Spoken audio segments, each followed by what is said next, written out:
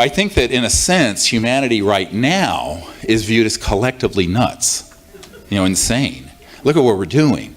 If you're afraid, they won't come. If you're a bigot, they won't come. If you're an alienist who is, they're good and they're bad and they're this and they're that, in other words, you're a racist. If you're a racist, they won't come. But they will come if you have a pure heart and a pure intent. The idea that they're going to land and just impose some kind of sense out of this chaos isn't going to happen, because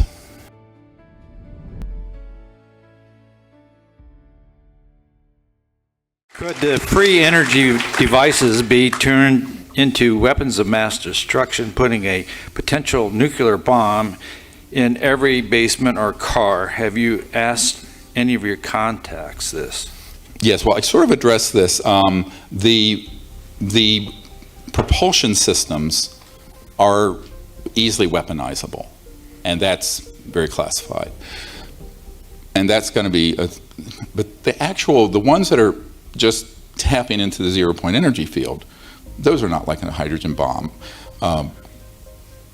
And now, could you theoretically use that device to power something that was a weapon? Yes, but it wouldn't be a weapon of mass destruction. But you can take your car or your truck and run it down the Champs-Élysées and run over 100 people, or in Nice last summer, and kill 86 people. So the issue becomes another one where it's a sort of reality check.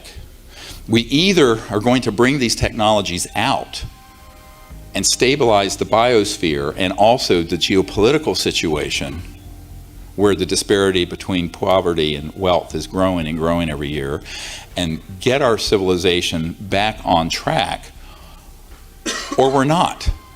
And the not means termination of our civilization, one way or another, either geopolitically or geophysically. So it has to happen. There's 100 years of lost evolution on this planet, what we call the lost century, the term I coined, because we've really lost a century of evolution on our planet, and that has to be corrected. And in order to correct it, it's going to take a lot of people doing it who are not vested in the status quo. And if they are vested in the status quo, they don't care anymore. Like one of my biggest supporters and people who've helped me for the last 20 years was at one point the 4th largest oil exploration company in the world. And he says, I made my money doing that, I'm done. I want to help you. So there are people who turn over to this. And by the way, if you look at this Majority Intelligence Committee, so-called MAGIC, M-A-J-I-C, that is the name of the entity that is at the top of running covert programs related to UFO matters, about 70% of them are in favor of disclosure. And when we started back in the early 90s, it was about 30%. Now you say, well, 70% are in favor, why didn't it happen? 2 words for you: Bill Colby. So when Bill Colby was about to defect, and did defect, and was going to hand off one of these technologies to us, they found him floating down the Potomac River the week he was going to meet with my board. And so what happened was that there was a shot across the bow and say, stay in your box, don't go off the reservation.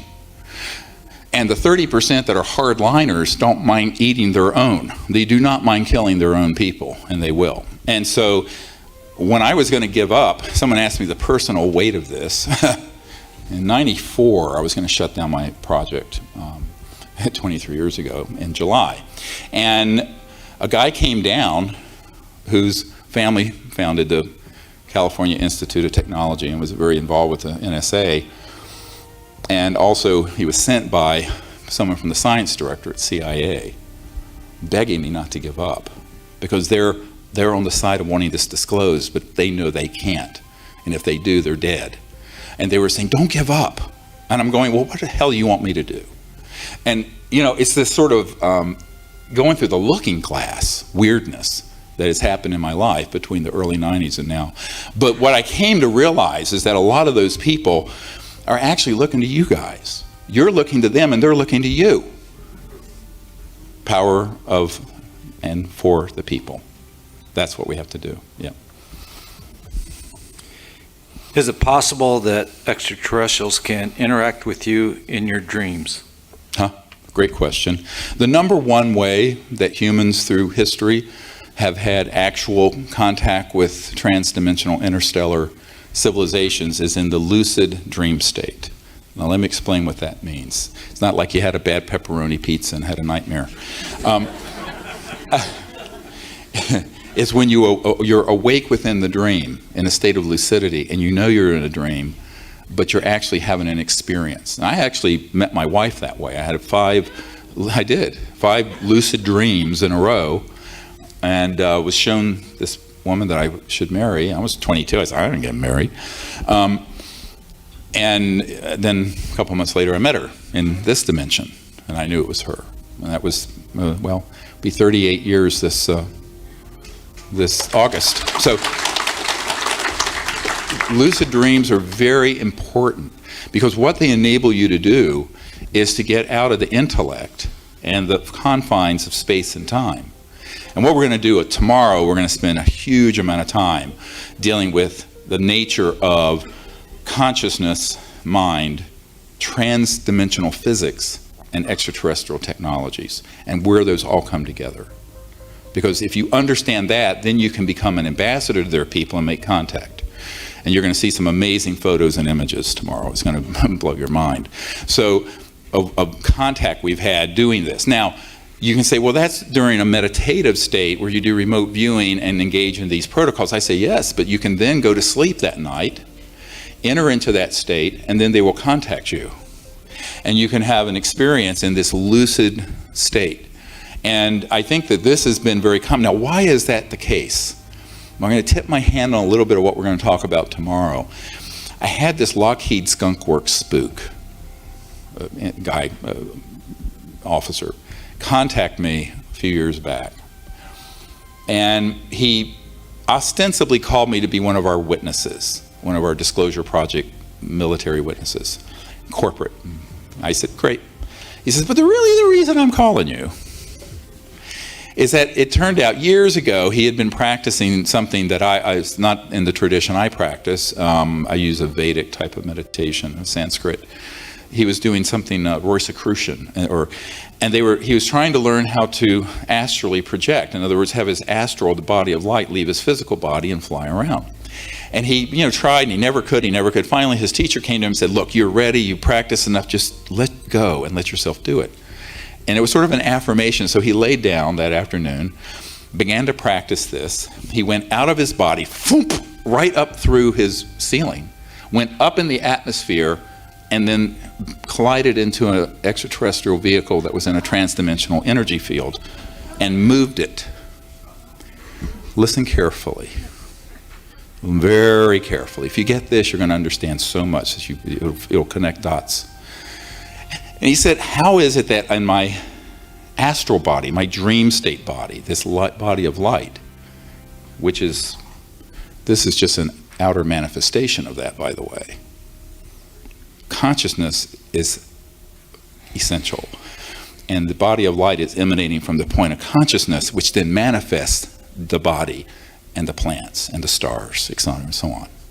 So the cosmology has been turned upside down by reductionism and materialism. But this conscious field is what its primacy rests with that.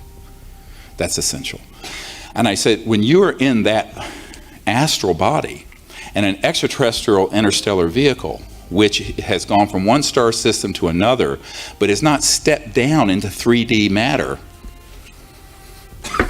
it's in an energy form that very closely approximates the conscious astral body.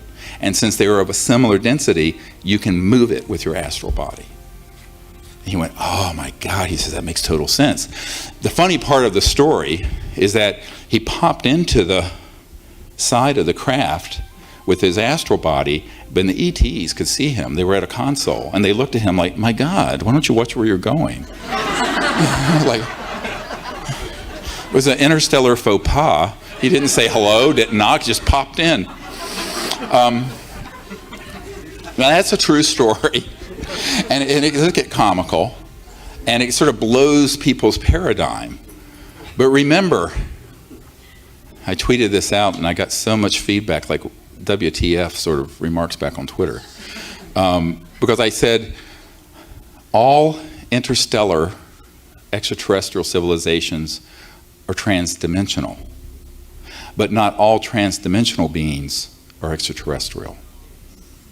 There are beings that reside in other dimensions that aren't ET, that aren't from physical planets and stars with bodies. However, any civilization that can go beyond the speed of light, they're not accelerating in a linear way. They are going into a phase shift, very quantumly, and into another dimension, and go then through those dimensions to another point in space-time and rematerialize. That's what they're doing. But guess what? Those dimensions that they're phasing into at a higher resonant frequency is very close to the astral body and the thought forms. Not identical, but close. And so the lucid dream, yeah, there's a lot of action there. You can have amazing contact with that. Does that explanation confuse people? No? Yeah, this is a group is advanced, you know. Yeah, okay. Is there any literature on that you'd recommend? Yeah, I have 5 books. Read them. He asked, is there any literature on that? It's all explained in those. Yeah. I know nobody reads anymore. Have you noticed? If it's 140 characters, you'll read it. Nobody.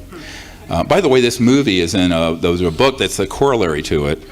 It's called Unacknowledged, and it actually has about 10 times more information. So, you know, you can get that on Amazon. Yes. What led you and the C-SETI team to the discovery of higher consciousness meditation being a bridge for peaceful communication? And can you talk about your first successful team contact?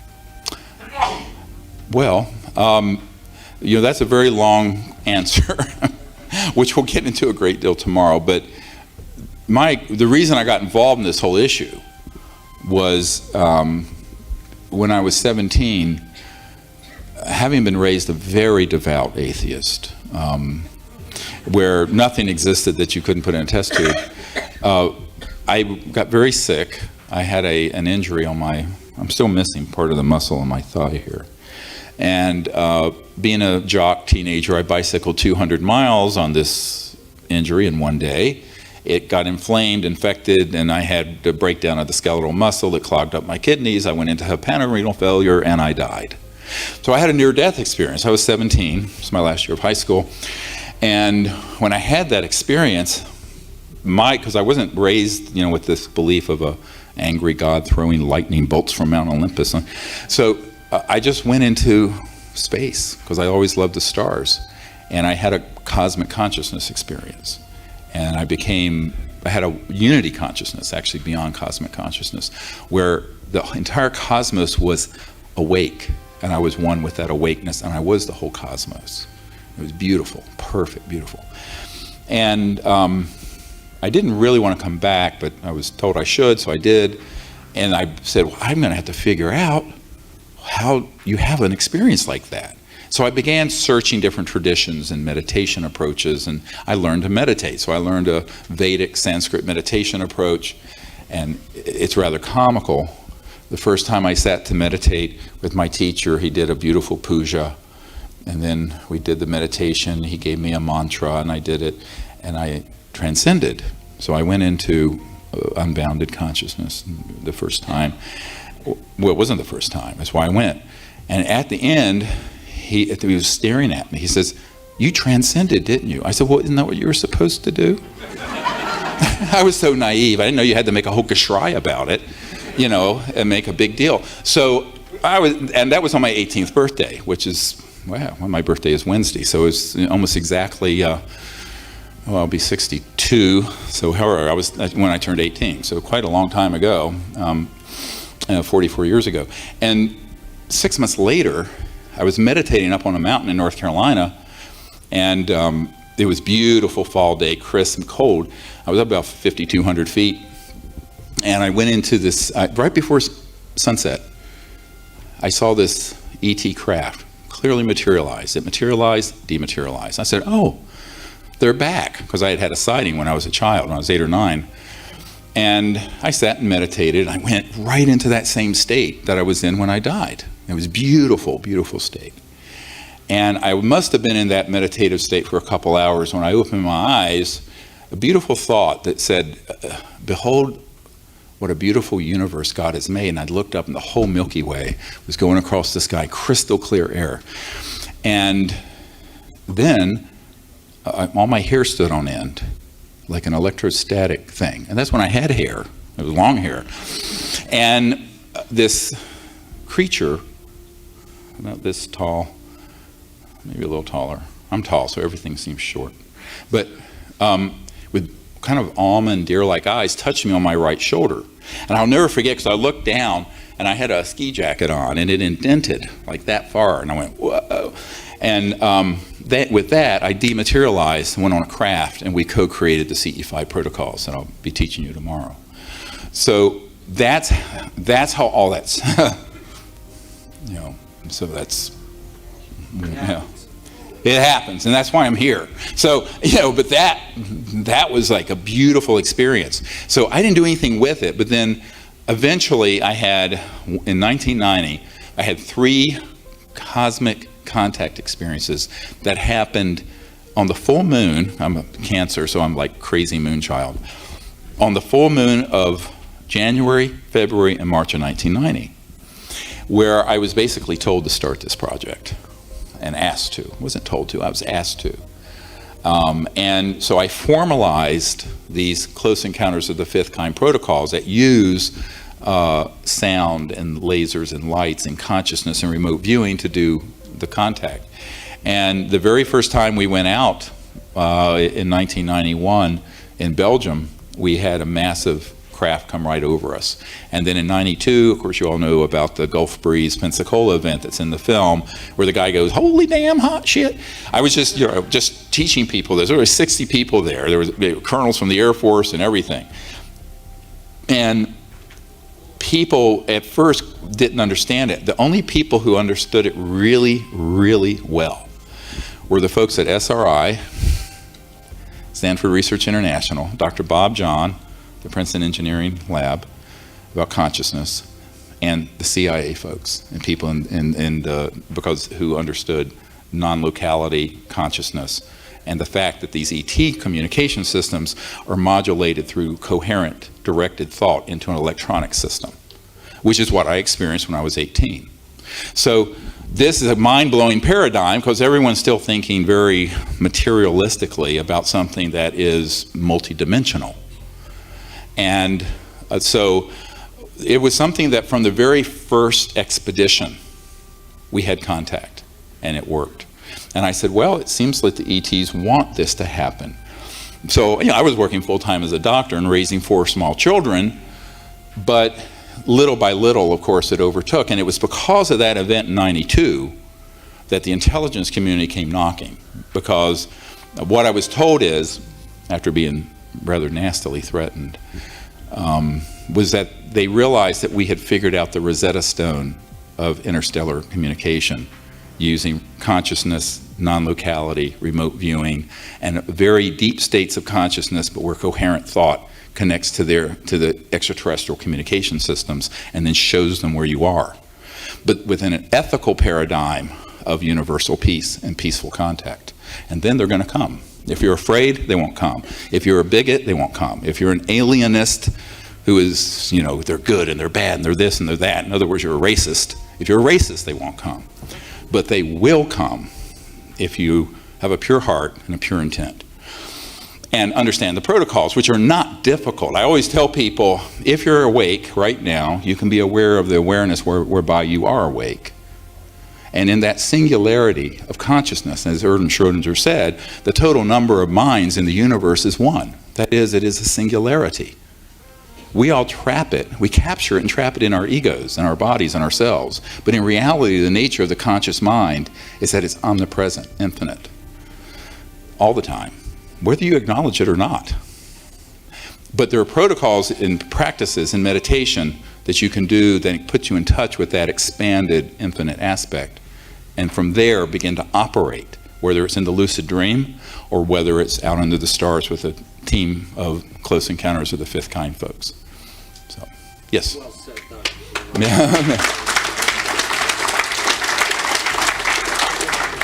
Do you think the extraterrestrials at some time will need to save Homo sapiens from themselves? We'll have to what? Do you think the extraterrestrials at some time will need to save Homo sapiens from themselves? Well, that's what's going on. Everybody hear the question? That's why they're here. Now, remember the big, look, various civilizations have been surveilling and involved this planet for millions of years, maybe billions, but certainly millions. There's nothing new under the sun in that regard. However, the modern era of events began with the atomic weapons program, as you saw in the movie. Colonel Diedrichson, who is head of all the Atomic Energy Commission, which is now the Department of Energy projects dealing with weapons, nuclear weapons, said that every single weapons facility, uranium, plutonium facility, intercontinental ballistic missile facility, weapons storage area had been overflown and surveyed by these ET craft, because they were very concerned that we could get so out of control that we could destroy all life on this planet. But also, and there's a bit of enlightened self-interest here, that there's a very short distance, and it's been Rich said, we already have the means to take ET home. So 70 years and trillions of dollars in R&D covertly have resulted in our having capabilities that could be an existential threat to other star systems. So not only are we dangerous to ourselves, we're dangerous to others. Now, for an emergency doctor, that's what you put on a thing to get someone involuntarily committed into the loony bin. And so I think that in a sense, humanity right now is viewed as collectively nuts, insane. Look at what we're doing. We have 100 years of Tesla-like technologies that have been viciously suppressed by sociopaths, and we're destroying the biosphere and have impoverished and enslaved in poverty billions of people. So, on top of it, we're not only destroying the biosphere, but we have thousands of these thermonuclear weapons. Now we're wanting to go into space with these weapons, et cetera, and so on. So I think that there is a very deep concern. Now, a lot of people say, well, why don't they just come and fix it for us? And I always say this is a little bit like, how well did that experiment go in Afghanistan with the warlords? We went in there, we're going to start Jeffersonian democracy in a feudal medieval society. Not. So, and the difference between Western civilization and the feudal warlords of Afghanistan is not as great as the savagery of human society right now and these other civilizations. So the idea that they're going to land and just impose some kind of sense out of this chaos isn't going to happen, because how many people are parents in here? Yeah, a few. So if you don't let your children learn the lessons they have to learn, and you put them in a bubble like a helicopter parent, they never develop. They'll be 30 years old and living on the couch, being worthless.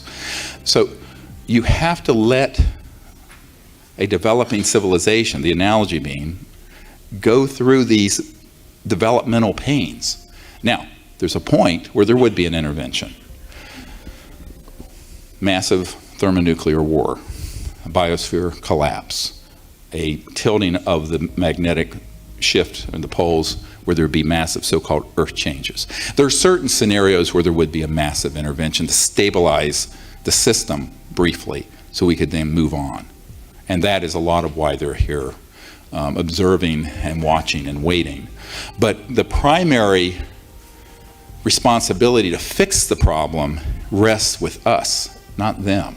So I always caution people against what I call cosmic codependency, where they're either looking for a savior in a flying saucer or a demon.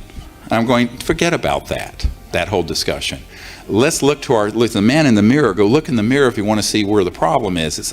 And we have created these problems, and we can fix them. And that's what they're waiting for us to do.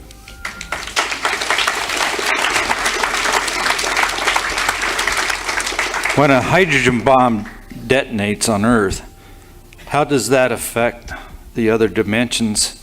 And is that why or one of the reasons the ETs are here? Yes. In fact, it's interesting because if you understand electromagnetic pulses that accompany a weapon of that discharge, there are also energy fields that cross into the scalar longitudinal area, which go beyond the speed of light, that cross into other dimensions that are highly disruptive to energy, propulsion, and guidance systems that are extraterrestrial. So if you begin to look at this, you begin to realize no man is an island and no planet stands alone. We think that there's these vast distances between Earth and our sun and these other star systems. And in a linear way, there is. But in a non-linear, non-local manner, when you're talking about these other dimensions, they're right next to each other. So where is the separation when there is perfect integrated oneness and non-locality as the operating physics of the cosmos? This is what we're going to talk about tomorrow. So if you understand that, then you can see why a civilization that goes on a trajectory that we're on, even using these weapons, is destructive and disruptive to other civilizations and star systems, but not in a straight line way, the way you would think of a normal signal, but in a longitudinal scalar signal, which doesn't have a waveform like this, but goes at multiples of the speed of light out. So this is something that obviously got someone's attention when we started detonating atomic weapons in the 40s.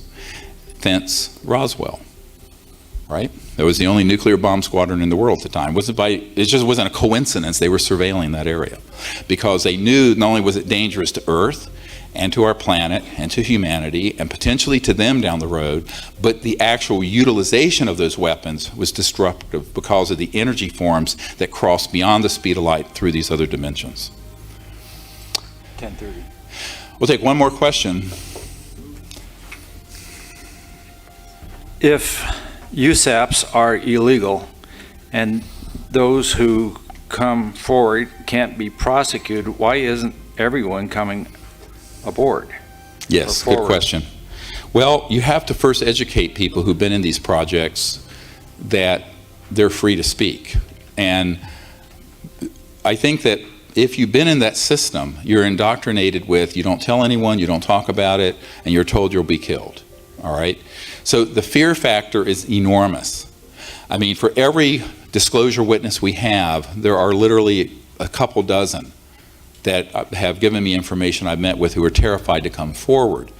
But what I think that we have to do is find more people with the courage to speak about the research they've done here in Canada. They've had facilities that have dealt with these technologies throughout the United States, UK, Australia, other countries, and begin to speak about it. And I think that they need to do it understanding that we have established the legal basis for them to speak without penalty. Now, does this then absolve them of the risk of a wet works team? You know, wet works are, well, I know a guy who heads one up. Wet is from blood. It's a wet works assassination team. And it does if they do it correctly. If they try to do it secretively and in a clandestine way, they're very vulnerable. If they do it fully out there, they won't be. So one of the things that was promised to me after several people on my team were targeted and some of them passed away, I had a man who came to me and said, do you want, for you and the people who come forward with you, executive protection? And I didn't know what that meant, and he meant lethal force to protect you. And I said, no. Initially I said no. But after some horrible things started happening, I said yes. And that's operational. So the worst thing that the cabal could do, if I step off a curb and get hit by a bus, it's going to be assumed it wasn't an accident. Same thing with anybody who steps forward out of the military or corporate world or intelligence community. And that is in place. And you know, it's interesting because people are so, aren't you afraid? I said, well, first of all, I don't give myself over to fear.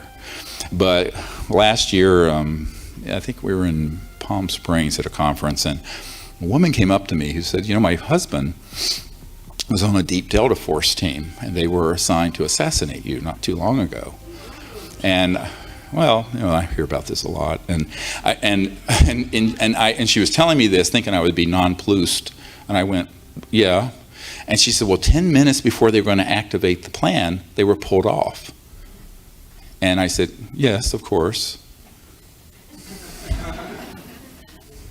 But so what I'm saying is there are some folks who do not want to see disclosure stopped, and they're tired of this nonsense. And I think that the specter in people's mind of fear is, as they say, fear is the mind killer. Fear stops you from doing the things that you know is the right thing to do. So we have to, if any of you know folks like that, you need to explain to them that none of the people who have worked openly, name, rank, and serial number with us on this, and since 1997, no one on my team has been threatened or has been harmed. Now, you can't predict the future purely on the past, but here I stand. So I think that what we have to have the wisdom to do is to explain this to people and say, we need you to come forward, the world needs you to come forward, and if somebody has a technology or documents pertaining thereto, they need to come forward with those, because all of those projects are being run illegally and they cannot be prosecuted. Not like a Snowden affair, where Snowden was disclosing things that were being overseen by the president and the Congress, no matter how ill-advised those programs may be and however Orwellian. But those were legal top secret programs. I'm talking about illegal, unacknowledged special access projects. And those projects we can disclose without penalty of any legal system. And we put a system in place that we're also not subject to the kind of problems we had in the 90s, where we did have loss of life, like CIA Director Colby. So I think that is what we're wanting to convey to people and get more and more and more of these folks to come forward. Because if let's say, what if suddenly that word, if all of you became ambassadors reaching out to those sort of people, and 1,000 more Disclosure Project witnesses came out, name, rank, and serial number, documents, their DD-214, whatever it is, the equivalent in Canada, you know what? Couldn't stop it.